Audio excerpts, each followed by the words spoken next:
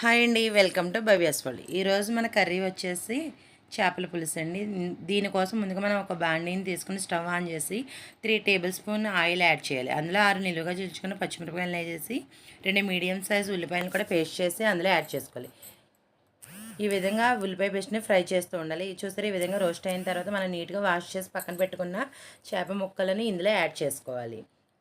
చేప ముక్కలు చిన్నగా ఉన్నాయి అనుకోకండి, ఎందుకంటే ఇవి పెద్ద పెద్ద ముక్కలు. ఉప్పు కారం బాగా పట్టాలని ఈ విధంగా చిన్నగా కట్ చేశారు.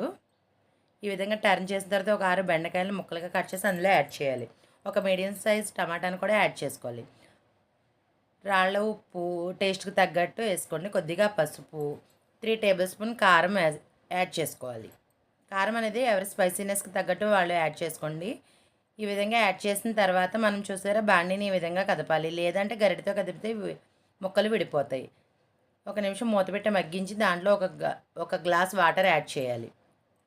వాటర్ యాడ్ చేసిన తర్వాత మూత పెట్టి మనం మంటని హై ఫ్లేమ్లో అడ్జస్ట్ చేసుకోవాలి. ఈలోపు మనం కొద్దిగా చింతపండుని తీసుకొని నీట్గా వాష్ చేసి ఒక గిన్నెలో వాటర్ యాడ్ చేసి ఉంచాలి.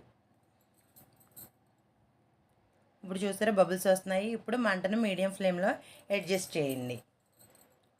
తర్వాత మనము మసాలా తయారు చేసుకుందాం కర్రీ కోసం.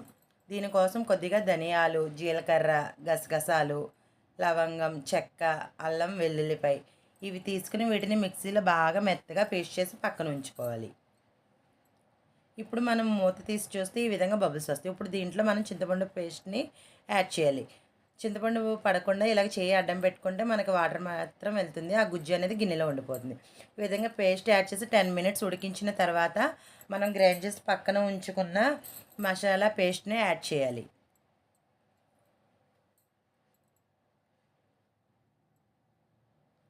ఈ విధంగా సరిపడినంత మసాలా యాడ్ చేసిన తర్వాత ఒకసారి గిన్నెని కదపాలి.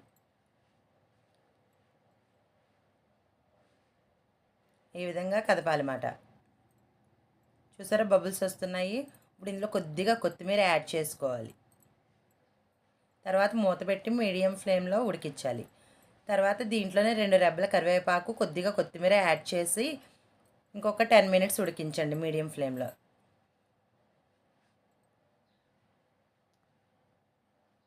చూసారా, మన చేపల కర్రీ రెడీ అయిపోయింది. ఎంతో సింపుల్ అండ్ టేస్టీ. కొద్దిగా కొత్తిమీరతో గార్నిష్ చేసుకోవాలి. చూడండి ఎంత కలర్ఫుల్గా ఉందో కర్రీ. టేస్ట్ కూడా చాలా బాగుంటుందండి, ఒకసారి ట్రై చేయండి. Please subscribe Bhavya's world. Watch for video. Thank you.